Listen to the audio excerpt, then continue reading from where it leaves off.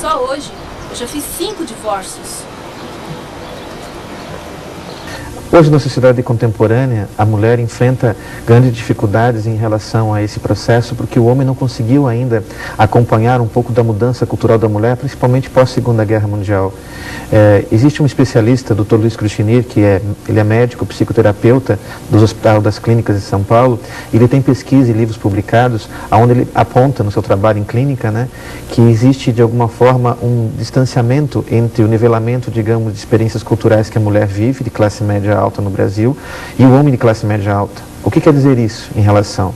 É que praticamente no consultório dele ele atende advogados, juízes, médicos, profissionais de várias áreas do conhecimento que reclamam muitas vezes que as mulheres, por exemplo, estão reivindicando coisas hoje que os seus, digamos assim, na época dos seus pais e avós não teriam. Tipo, desde aquela reivindicação básica, na questão da divisão da educação dos filhos, na divisão das tarefas de casa, na questão das fantasias sexuais, todo esse processo, basicamente, ele faz com que se crie esse desnivelamento. Então, a grande reivindicação por parte dessas pessoas que são clientes do Dr. Cruchinir é justamente perguntar, poxa, o que está acontecendo, doutor? Né? E o que está acontecendo, que o Dr. Cruchinir aponta nos seus dados de pesquisa, que é esse desnivelamento cultural, porque a mulher avançou no sentido, digamos, não só em mercado de trabalho, mas no entendimento cultural do que é seu projeto de vida, das suas expectativas profissionais, afetivas, das suas fantasias sexuais, da sua meta em relação a educar os filhos, diferenciados nós, no caso dos homens, que estamos com uma dificuldade desse atraso cultural. E a proposta do Dr. Cruchinir é que consiga se fazer um meio de campo entre os dois lados, ou seja, fazer com que o homem de alguma forma aprenda a arte de negociar com as mulheres, principalmente as mulheres emancipadas, para conseguir chegar a um denominador comum, tanto na vida privada, na educação dos filhos, como na questão profissional, de se um ganha mais ou menos do que o outro, e também nas próprias fantasias sexuais, haver um equilíbrio entre as duas partes.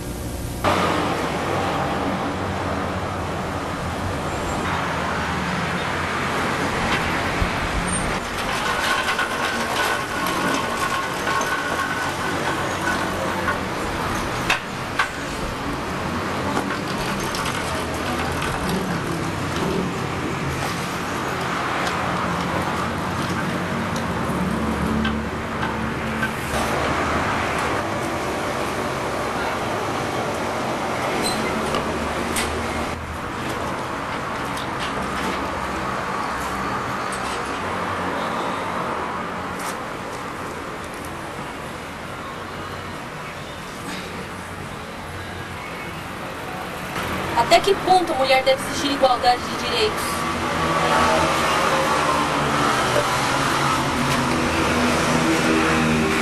Mas hoje não prega-se mais uma igualdade absoluta da mulher.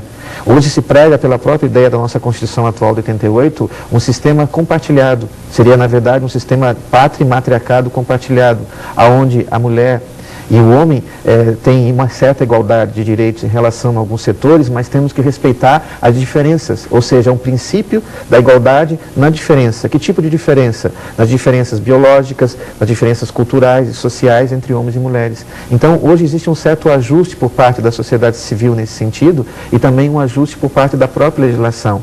Só que a mulher, de alguma forma, tem que tomar consciência desses direitos e tentar fazer uma espécie, digamos, de diálogo mútuo com os homens nesse aspecto.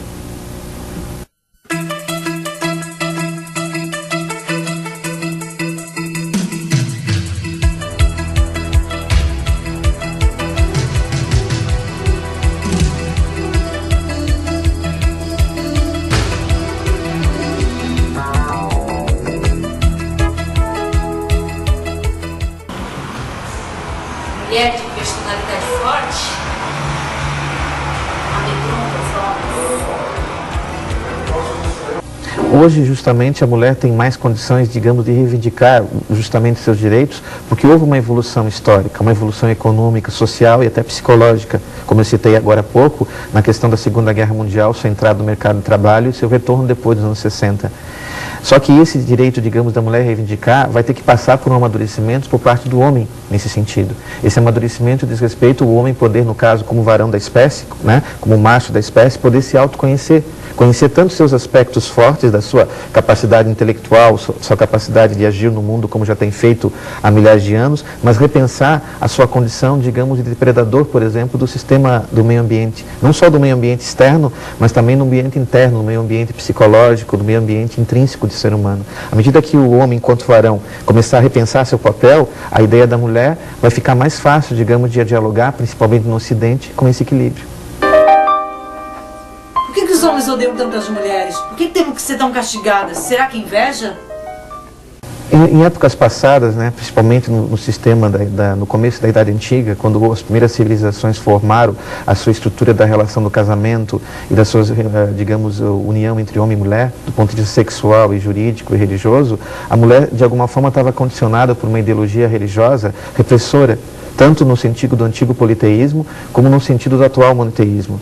E o que colocava? Se colocava que a mulher, de alguma forma, ela tinha que colocar uma certa fidelidade ao homem, e que essa fidelidade ao homem era decorrente, digamos, de um afeto. Só que, na prática, nunca se foi cobrado, naquele momento histórico da Idade Antiga, dos povos egípcios, dos povos gregos, dos povos romanos, de demais povos do nosso Ocidente e também alguns povos do Oriente, a ideia, digamos, da fidelidade do ponto de vista socioafetivo. A fidelidade estava colocado naquele momento antigo como uma fidelidade do ponto de vista socioeconômico, não socioafetivo.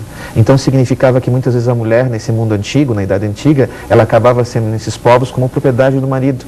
Então se colocava toda uma regra religiosa e jurídica que estavam juntas, fundidas naquele momento, para de alguma forma disciplinar o corpo da mulher.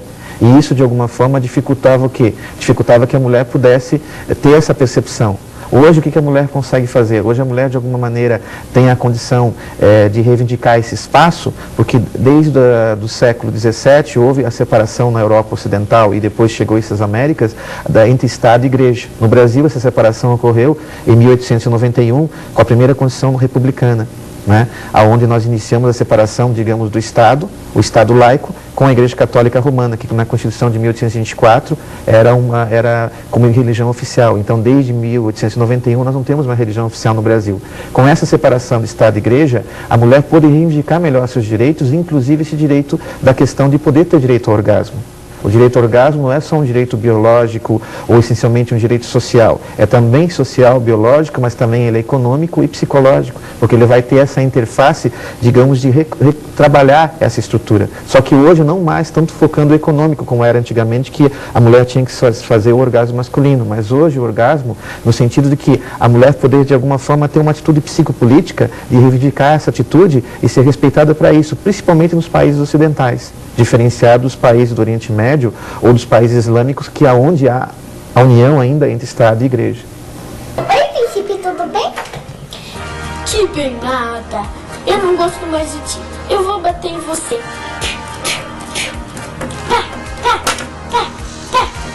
Socorro, socorro! Mamãe, mamãe! Que feio. Que feio menino bater em menina. Não pode, não pode. Muito feio menino bater em menina.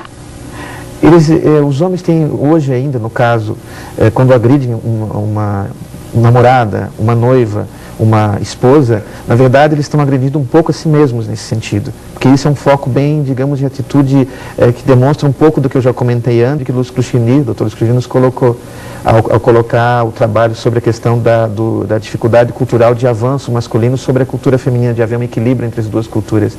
A violência doméstica, às vezes, é fruto um pouco, não só da ignorância do ponto de vista do conhecimento técnico, mas da dificuldade de você assimilar que a mulher no Ocidente, principalmente, onde há a separação entre Estado e Igreja, que a mulher pode, de alguma maneira, amadurecer nesse aspecto, aonde, de alguma maneira, ela pode amadurecer